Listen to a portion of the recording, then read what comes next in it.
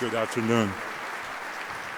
Before I begin, I would like to thank Mr. Wright for those kind words and outstanding introduction. And thank you to the A staffs and members of the board for the opportunity to be with you today. It's truly an honor to share my story with all of you this afternoon. It is said that the journey of 1,000 miles begins with a single step. I believe this is true. I also believe some steps are more important than others. Today, I want to tell you about the 4 life-changing steps I have taken along my journey so far. I was born in a beautiful but troubled part of the world, in Northeast Africa, in what is now South Sudan. The country has seen terrible conflict over the last 60 years. Millions of Sudanese have died during the 2 long civil wars, including my family members. Many died from the violence, many more from starvation, drought, and diseases. My parents survived these terrible years, found each other, and started a family in a small town near the border between what is now Sudan and South Sudan. I am the oldest of 5 children and part of a very large family. Our hometown saw intensive fighting as I was growing up. In 1999, the Second Sudanese Civil War was raging around us. My mother finally had enough. Which brings me to the first life-changing step in my journey. The step I took with my mother, my sister Aluel, and 3 of my cousins. We gathered as much as we could carry and fled, leaving behind our beloved home forever. I was 4 years old. We walked for over 100 miles until we came to a United Nations camp. Eventually, we were evacuated to Africa's 2nd largest refugee camp located in northern Kenya. We were safe from the war, but living in the refugee camp with 200,000 other displaced people had its own challenges. When we first arrived, we lived in tents. We were moved to an area with small buildings for homes. Life in the refugee camp is strange. No one wants to be there. Everyone is trying to leave, but everyone is also trying to create a life for themselves and their families. For the kids, that meant going to school, if you could call it school. Each day, children would go to a building in the camp to learn basic lessons in math and even a little English. But with over 100 children for every 1 adult, very little learning was taking place. But we did our best to create a normal life in this very abnormal place. We lived in the refugee camp for 6 years. And then, when I was 10 years old, a miracle happened. Our application for asylum to America was approved. That was 11 years ago, March 16, 2005, to be exact. A day I will never forget. The day I took my second life-changing step, when I stepped off the plane in America. First to New York City, and then to Denver. It was the promised land. It was paradise. It was cold.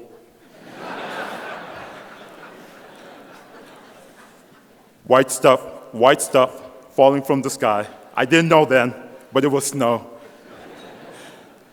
We had never seen anything like it before. Getting used to the snow was the easy part. I knew very little English. My family knew no English. We had no formal education, so the transition to America was difficult. During our first summer in Colorado, my brothers and sisters and I watched PBS every day trying to learn English. When I went back to our local public elementary school that fall, I was in 5th grade, but I might as well have been in 1st grade.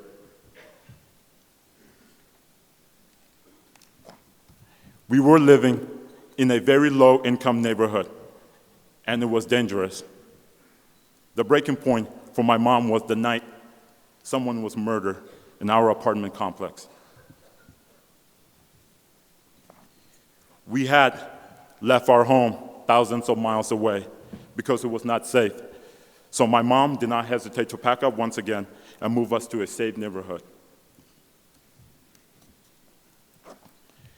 We moved several more times after that, trying to find our place in this new country, which did not help as I was trying to learn basic reading, writing, and math.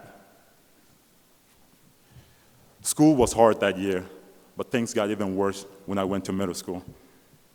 My English had improved. I was able to read, but writing was still a struggle.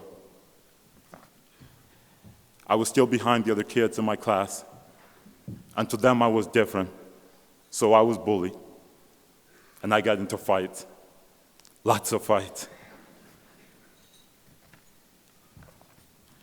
Now I was struggling academically and socially, but the public schools continued to move me up a grade each year, even though I was still behind my classmates. Finally, my mom said enough and demanded that the school hold me back a year. Repeating 7th grade helped. I started to feel comfortable. Now I was a year older than my classmates, and I was able to handle things differently and better. But it was still clear to me and my mom, I needed more one-on-one time with my teachers. I needed a smaller school setting. We knew I had the potential to succeed. I just needed the opportunity. So when it came time for high school, my mom began looking outside of the public school system and found a private school called Arupe Jesuit High School. Great teachers who could help me reach grade level in my subjects, a safe school where violence and bullying were not accepted. It was perfect, except for the tuitions. My mom was working 2 jobs, but the Arupe tuition was still out of our reach. That is, until Ace joined me on my journey. The school handed us the ACE application, and with it came hope. With the simple act of submitting the application, we now had a $3,000 per year scholarship towards the tuition to the school of our dreams. The scholarship did not cover the entire cost, but it did cover enough for us to make up for the rest of the tuition. And because Arupe has a very special work-study program that allows students to earn extra money for tuition, I was able to attend Arupe for all 4 years of my high school. And that is the third life-changing step in my journey. Those first steps in my new private school, Arupe was incredible. I participated in sports and clubs. I worked hard in my classes, receiving the attention I needed it to catch up with my classmates. I made lifelong friends both with students and teachers. I gained confidence through the work-study program. Like all students at Arupe, 1 day per week, I worked at a local company to gain valuable professional experience and help pay for my tuition. Those opportunities gave me the experience of dressing up for the workplace and interacting with business professionals. I had the chance to work at some incredible companies, including a successful energy company owned by Mr. George Solich, who's here today, a member of the ACE Board of Trustees, also Colorado Business Bank, where I interned for 2 years, and I developed some wonderful relationships. For the mentorship experience I received at those companies, and for their support of ACE, I will be forever grateful. Before Arupe, college never entered my mind. But then as a sophomore, I attended our high school graduation ceremony. I saw my peers graduating with full ride scholarship to college. I realized that this could be my dream, my future as well. So I continued to work hard, and with the support of my families and teachers, I managed to change the direction of my journey.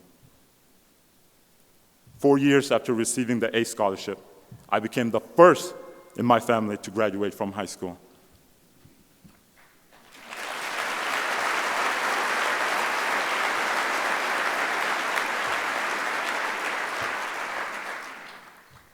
Arupe had prepared me for my next step and helped me apply to 15 universities across the country.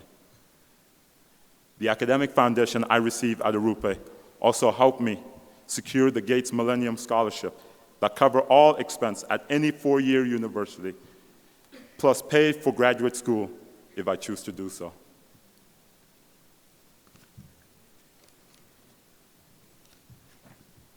Of the 70 applicants each year, only 1,000 students receive this scholarship. So I know how fortunate I am. I walked onto my college campus to begin a new chapter in my journey, studying international relations at American University in Washington, D.C., and taking the fourth life-changing step as the first person in my family to attend college.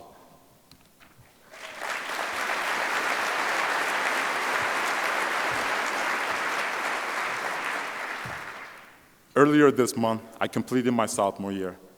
I also became a citizen of the United States.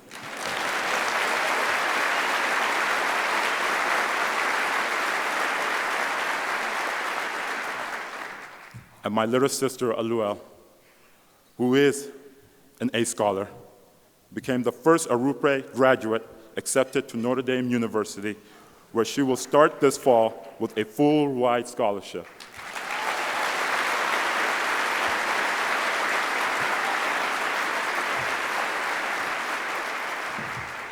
Aluel is here today, and I could not be more proud of her. Sometimes I cannot believe it. It's straight out the movies. A 10-year-old boy living in a Kenyan refugee camp, struggling to learn basic lessons, one day receiving a full-ride scholarship to attend an elite university in Washington, D.C., the capital of the land of opportunity.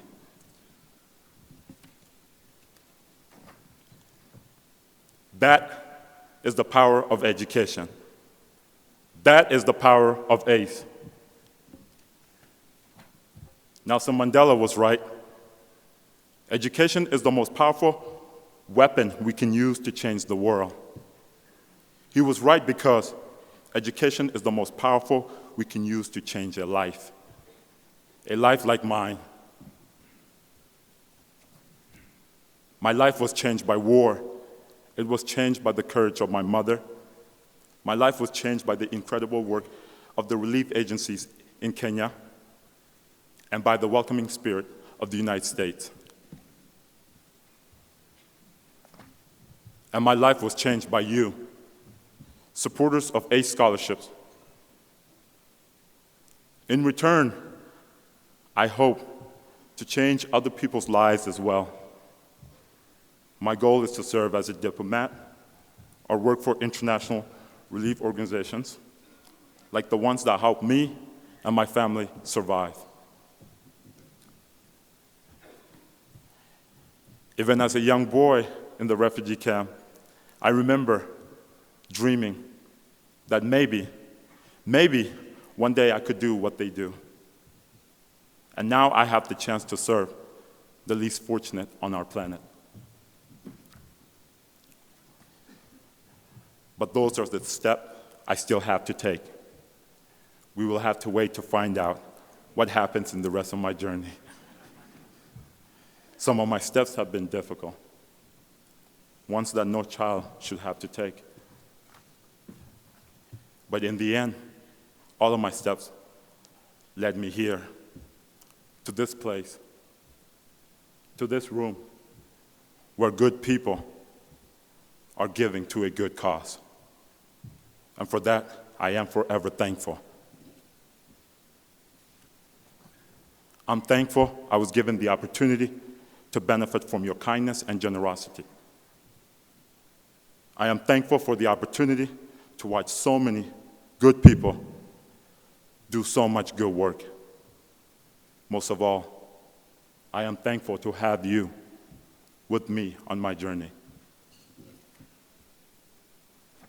And from the bottom of my heart, I thank you. Thank you.